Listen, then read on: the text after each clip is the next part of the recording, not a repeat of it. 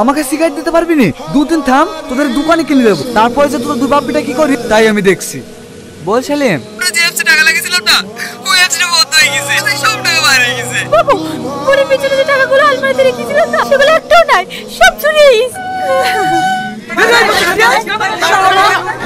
সেলিম, রোহন কোথায়? ও ভিতরে আছে, আমরা সবাই এত ডাকছি তাও বাইরে আসছে না। তোমাকে বারবার করে বারণ করলাম, তুমি যা করছো তাই করো, সাধারণ মানুষকে এসবের মধ্যে জড়াও না। তুমি এখন এতগুলো টাকা কোথায় পাবা বলো দিনে? কি করে সামলাবা সামলাও গা, আমার আর কিচ্ছু ভালো লাগছে না। ছাড়ো ওকে, এই মতো তোমার শান্তি হয়েছে? আরো হোক কোটিপতি।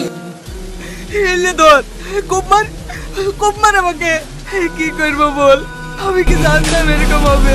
আমি যদি জানতাম আজ বন্ধ হয়ে যাবে, তাহলে আমি তো বলতাম না। তোরা আমার কাছে এসে বলছি, আমি কোথায় যাব? আমার তো কোথাও যাওয়ার জায়গা নাই। দরকার হয় তোরা আমাকে কেটে ফেল, দয়া করে আমার পরিবারের উপর হামলা করিস নি।